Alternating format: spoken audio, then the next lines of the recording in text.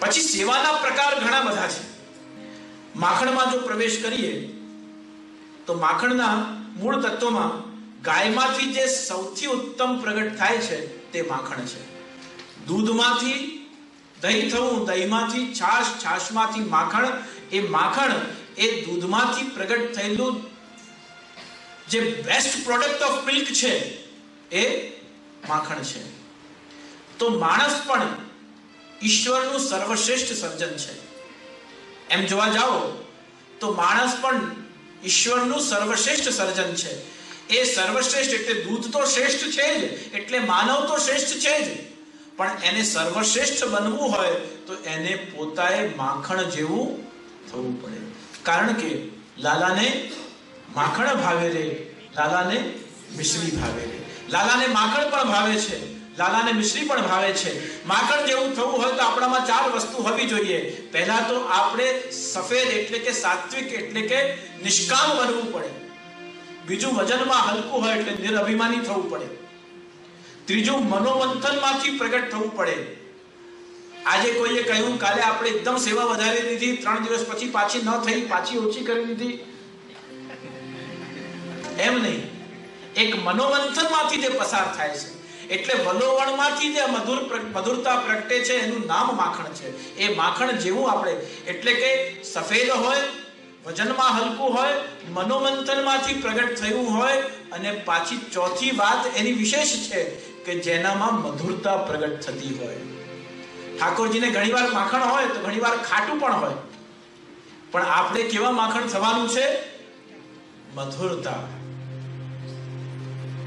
શોભા આજ ભલી બની આઈ. શીતકાળમાં આ કીર્તન આવે છે. શોભા આજ ભલી બની આઈ, દધીસુત લિયો લિયો દધીસુત ને, નિરખ નિરખ નંદ મુસ્કાઈ. શોભા આજ ભલી બની આઈ. નવનીત પ્રિયાજી, નવનીત એટલે કે માખણ, એના પ્રિય કોણ છે? નવનીત પ્રિયાજી. અને એ બાળક હાથમાં માખણ લઈને બિરાજી રહ્યા છે. ક્યાં? નંદ ભવન કે આંગન. નંદરાયજીનો જે ઠાકોરજીનો ઉમરો છે એ ઉમરાની પાસે દરવાજાની આગળ હાથમાં માખણ લઈને અને નવનીત પ્રિયાજી બિરાજી રહ્યા છે. નંદદાસજી આ દર્શન કર્યું અને ગાવા લાગ્યા કે શોભા આજ ભલી બની આવી. દધીસુત લિયો લિયો દધીસુત ને. દધીચી ઋષિના પુત્ર કોણ? ચંદ્રમા. દધીચી ઋષિના સંતાન કોણ છે? દધીસુત એ ચંદ્રમા છે. અને આ બાજુ દધીનો પુત્ર કોણ છે? દહીંમાંથી છાશ, અને છાશનો પુત્ર માખણ છે. તો આ બાજુ દધીસુત લિયો લિયો દધીસુત ને, એટલે કે દધીસુત એટલે કે ઠાકોરજીનું મુખારવિંદ કેવું છે? ચંદ્રમુખી છે. અને એ ચંદ્રમુખી મુખારવિંદની પાસે એ દધીસુતની પાસે કયું છે? બીજું દધીસુત બિરાજી રહ્યું છે. એટલે નવનીત પ્રિયાજીના મુખારવિંદ એ ચંદ્રમુખી મુખારવિંદની પાસે એ દધીનું પુત્ર એ માખણ જઈને બેઠો છે. આ પણ શ્વેત છે અને આ પણ શ્વેત છે, અને એની વચ્ચે ઠાકોરજીનું મુખારવિંદ શ્યામ, અને એ શ્યામ એવું લાગી રહ્યું છે કે જેમ ચંદ્રમાને જલથી ભરેલા વાદળોએ ઘેરી રાખ્યો છે, અને ઠાકોરજીએ માખણને શોભા આજ ભલી બની આવી. દધીસુત લિયો લિયો દધીસુત ને. અને આ દર્શન કરીને સૌથી વધારે હરખ કોણે થઈ રહ્યો છે? નિરખ નિરખ નંદ મુસ્કાઈ. નંદરાયજીને એટલો હરખ થઈ રહ્યો છે, મનોમનમાં રોમાંચ થઈ રહ્યું છે, અશ્રુપાત થઈ રહ્યો છે કે નિરખ નિરખ નંદ મુસ્કાઈ. ધન્ય છે વસુદેવજીને, ધન્ય છે દેવકીજીને કે જેમણે નિમિત્ત બનાવી અને આ ચંદ્રમુખી લાલનને મારા ઘરે પધરાવ્યા છે. તો એ લાલાને માખણ ભાવે છે, એ લાલાને મિશ્રી ભાવે છે. માખણ લાલાને ભાવે છે, પણ માખણ માનવને પ્રશ્ન કરે છે કે મેં તો મારી જાતને વલોવીને કૃષ્ણ પ્રિય બન્યો, તે તારી જાતને કેટલી વાર અને ક્યારે વલોવી છે? અને આ વલોવણ 4 રીતે થાય. વલોવણ જ્યારે થાય ત્યારે 4 વસ્તુ જોઈએ. એક માટલી જોઈએ જેમાં છાશ ભરાય, એટલે માટલી જોઈએ, છાશ જોઈએ, રવાઈ જોઈએ, અને 2 હાથ એને મથવા વાળા જોઈએ. 4 જણા હોય તો માખણ નીકળે. તો આ ચાર જણા ક્યાં બેઠા છે? એ ચાર જણ આપણા અંતઃકરણમાં બિરાજે છે. એ ચાર જણા મન, બુદ્ધિ, ચિત્ત અને અહંકાર. આ મનને, બુદ્ધિને, ચિત્તને અને અહંકારને આપણે જેટલું વલોવ્યું હશે એટલું સુંદર એમાંથી માખણ પ્રગટ થશે. આપણે સર્વશ્રેષ્ઠ સર્જન. Human being is the greatest and the best creation of the creator. મહર્ષિ અરવિંદ લખે છે, human being is the best and greatest creation of the creator. એ મહર્ષિ અરવિંદે લખ્યું કે માનવ એ ઈશ્વરનું શ્રેષ્ઠ સર્જન છે, પણ એ સર્વશ્રેષ્ઠ બને એના માટે એને વલોવવું પડે છે. મહાપ્રભુજી કેવી સુંદર વાત કરી કે અંતઃકરણ મદ્વાક્યમ સાવધાન ત્વયા શૃણુ. હું તમને મારા અંતઃકરણની વાત કહી રહ્યો છું, તમે બહુ સાવધાનીથી તમારા અંતઃકરણમાં ઉતારજો. અંતઃકરણ પ્રબોધમાં મહાપ્રભુજી બહુ વિસ્તાર કર્યો છે કે મનને કેવી રીતે વલોવશો, બુદ્ધિને કેવી રીતે વલોવશો, ચિત્તને કેમ વલોવશો અને અહંકારને કેમ વલોવશો. એનું બહુ જ મનોવૈજ્ઞાનિક વિશ્લેષણ છે કે આપણે મનને, બુદ્ધિને, ચિત્તને, અહંકારને કેવી રીતે વલોવી. આનો ઘણો બધો વિસ્તાર થઈ શકે. આ અંતઃકરણની અને માખણની, એટલે કે માટલાની, છાશની, રવૈની અને જે વલોવનારી છે એના ચાર સ્વરૂપની આપણે જો તુલના કરીએ તો કમસે કમ 3 દિવસ સુધી આ કેવલ આ જ વિષય ઉપર, માખણનું વલોવણ, આ વિષય રાખીએ તો આ મન, બુદ્ધિ, ચિત્ત, અહંકાર, માટલું, છાશ, રવૈ અને મથનારી, આ ચાર જણાનું જો તુલના કરીએ તો 3 દિવસ આ તુલના ચાલે.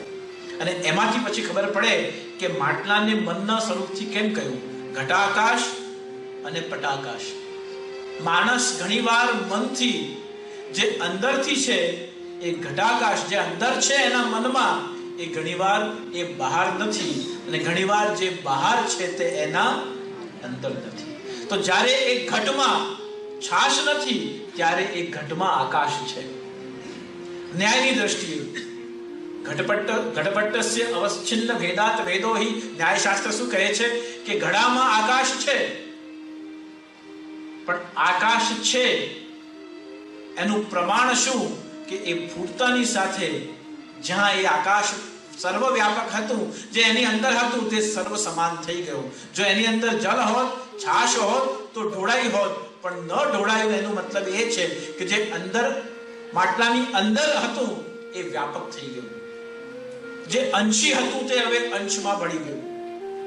તો આ મન, બુદ્ધિ, ચિત્ત, અહંકાર અને આની તુલના બહુ જ વિસ્તારથી થઈ શકે, પણ એમાં ન જઈએ.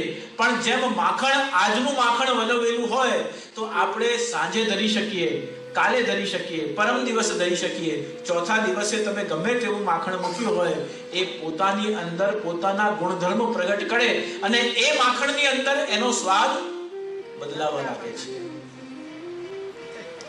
અહીંયા તો આપણે ફ્રીઝર અને ડીપ ફ્રીઝર ને બધામાં મને લાગે છે મહિનો ચાલતું હશે, પણ મોઇશ્ચર અને આ અને તે બધું એનું જે, તો એ પ્રકારથી એમાં પરિવર્તન થાય. પણ જ્યારે યશોદાજી, જ્યારે વ્રજગોપિકાઓ જ્યારે આ માખણને વલોવતી ત્યારે એમની પાસે નતા ફ્રીઝ કે નતા કોઈ ફ્રીઝર, કોઈ પણ એને સુરક્ષિત રાખવાનું. તો એની આયુષ્ય કેટલી, માખણની આયુષ્ય ભૌતિક રીતે એની આયુષ્ય કેટલી? 8 કલાક, 12 કલાક પછી તો એનો સ્વાદ બદલાઈ જાય છે. એ માખણ માનવને સૂચવે છે કે 9 થી 20 વર્ષની ઉંમર તારી પાસે સમજથી ધર્મને સમજવાની છે. 20 થી 50 વર્ષની ઉંમર તારે ધર્મને એક્ઝિક્યુટ કરવાની છે. એટલે ધર્મને સ્પિરિચ્યુઅલ, રિલિજનને સ્પિરિચ્યુઅલિટીમાં કન્વર્ટ કરવાની જે ઉંમર છે એ 20 થી 50 વર્ષની વચ્ચેની છે. 16 થી 20 વર્ષની ઉંમરમાં ધર્મને સમજી શકાય, જાણી શકાય કે what is truth, what is untruth, what is deeds, કર્મ શું છે, જ્ઞાન શું છે. આ બધાની મનોમંથન એ શરૂઆતમાં થઈ શકે. માખણ માનવને સૂચવે છે કે જેટલું તાજું હશે એ 20 થી 50 વર્ષની વચ્ચે જો એક કૃષ્ણાર્પણ થઈ જશે તો પ્રભુના ભોગ, પ્રભુના ઉપભોગ, પ્રભુના મુખારવિંદની મધુરતા એને પ્રાપ્ત થઈ શકશે. એકવાર જો એનો સ્વાદ બદલાશે, એટલે 50 પછી ઘણીવાર 60 વર્ષે કોઈએ બ્રહ્મસમન 18 વર્ષે 20 વર્ષે લીધા હોય, પણ વૈષ્ણવનો સંગ ન થયા હોય, તો ઘણા વૈષ્ણવના ઘરે 50મા વર્ષે 60મા વર્ષે ઠાકોરજી પધારે. અને 50મા 60મા વર્ષે ઠાકોરજી પધારે ત્યારે શું થાય કે ઠાકોરજી પધારે, બિરાજે, પણ સેવાનો વિસ્તાર થઈ શકતો નથી. કારણ કે જ્યારે ઈચ્છા થઈ છે ત્યારે શરીર સાથ આપતું નથી. અને મહાપ્રભુજીના માર્ગનો સિદ્ધાંત છે કે વિક્ષેપાદ અથવા અશક્ત્યાદ પ્રતિબંધાદ અપી ક્વચિત અત્યાગ્રહે પ્રવેશેવા પર પીડાની સંભવે સેવા ત્યક્તવ્ય. મહાપ્રભુજી નિબંધમાં આજ્ઞા કરી છે કે જ્યારે તમારા દેહથી ઠાકોરજીની સેવા ન થઈ શકે, અને ધારો કે તમે ગરમ દૂધની કટોરી ઠાકોરજીની સેવામાં પધરાઈ રહ્યા છો, ઠાકોરજીને ભોગ ધરવું, અર્પણ કરવું એવો આપનો ભાવ છે, પણ હાથમાં કંપન થઈ રહ્યું છે, અને ગરમ દૂધની કટોરી આપ ઠાકોરજીની પાસે પધરાવવા ગયા, અને એ હાથમાં કંપન થવાના કારણે એ ઠાકોરજી પર અગર વસ્ત્ર ઉપર કે ગાદીજી ઉપર ઢોળાય છે, તો પ્રભુના સુખનો વિચાર કરવાના બદલે પ્રભુના પરિશ્રમનું કારણ આ દેહથી બની જાય છે. અને એવું ન થાય તે માટે શ્રી મહાપ્રભુજીએ આજ્ઞા કરી કે અશક્ત્યાદ અપી ક્વચિત, એટલે કે શરીર જો અશક્ત થાય, એવી પરિસ્થિતિનું નિર્માણ થાય, તો જેમ તમે સેવાનો ક્રમ વધાર્યો હતો એ પ્રકારે સેવાનો ક્રમ પાછો સૂક્ષ્મ કરી અને ઠાકોરજીના નામનો આશ્રય વધુમાં વધુ કરજો. મહાપ્રભુજી આપણા હિતકારી છે, આપણા હિતની વાત પણ કરે છે. મહાપ્રભુજી આપણા પ્રીતકારી છે, આપણા પ્રત્યે પ્રીતિ છે, એટલે જ તો પોતાના પ્રિય તત્વોને આપણા માથે પધરાવી દીધા.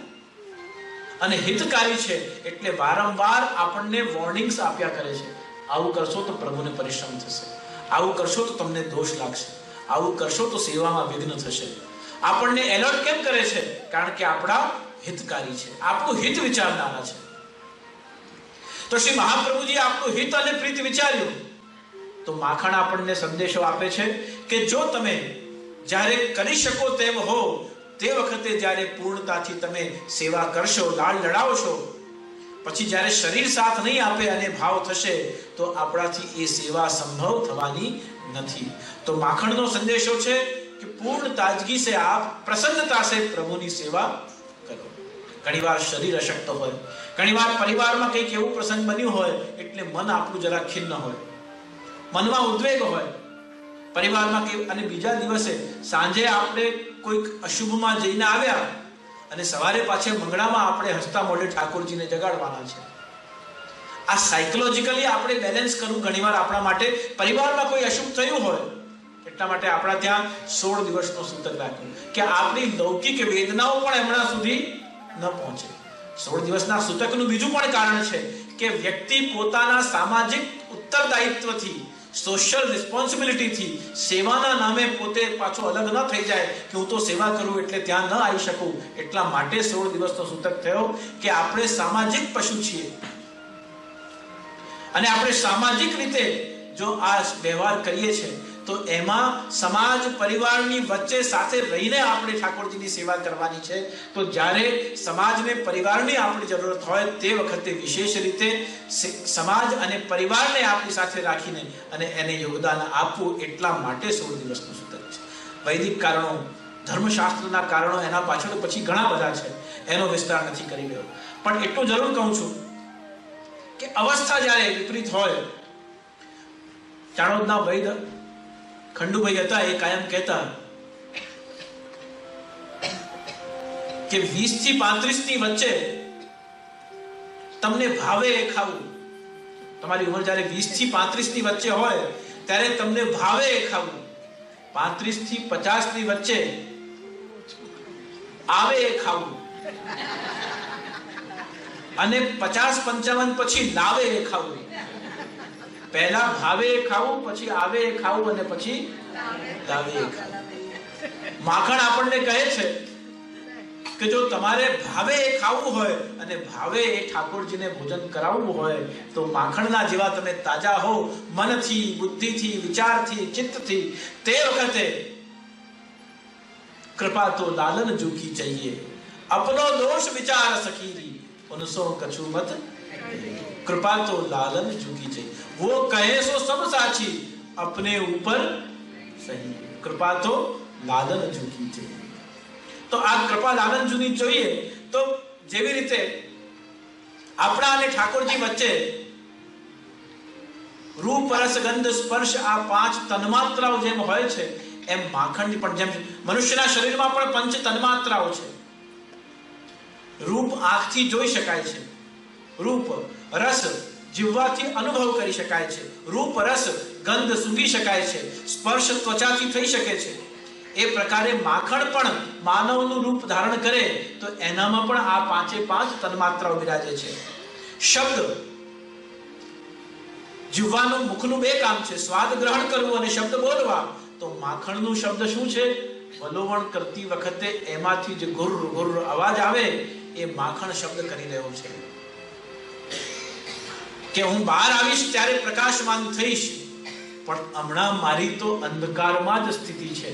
જેમ મનુષ્ય શરીર દેહ ધારણ કરે તે પહેલા 9 માસ માતાના ગર્ભમાં તો અંધકારમાં જ હોય છે, પણ જ્યારે બહાર નીકળે ત્યારે એની ઉજ્જવલ કાંતિ બહાર પ્રગટ થતી હોય છે. એ પ્રકારે ઠાકોરજી પણ આ માખણને માનવ સાથે મૂલ્યાંકન કરતી વખતે જે એનું અવાજ થાય વલોવણનું એ એનું શબ્દ છે. રૂપ એનું સહજ નિરાડંબરી સ્વરૂપ, શ્વેત સ્વચ્છ સ્વરૂપ છે. રસ રસનું ઘનીભૂત સ્વરૂપ એ માખણ છે. જેમ મિશ્રી આ બંનેની જોડ છે. માખણ અને મિશ્રી એ પતિ પત્ની છે. માખણ અને મિશ્રી એ પતિ પત્ની છે. બંને સાથે ઠાકોરજીની સેવા કરે તો પ્રભુને જે પ્રસન્નતા થાય એ એક જ સેવા. ખાલી માખણ જ ધરાવો તો ઠાકોરજી કે હા અરોગી તો લઈશ, પણ મિશ્રી કી બહુ યાદ આવે.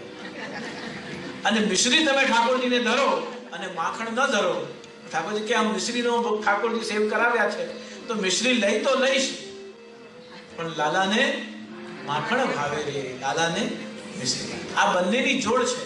બંનેની જોડ આપણને સમાજને શું સંદેશો આપે છે કે ખાલી એક સેવા કરે ને એક દર્શન કરે એમ નહીં, બંને સેવામાં હાથ પવિત્ર કરે તો જ ઠાકોરજી પૂર્ણ પ્રસન્નતાને પામે છે.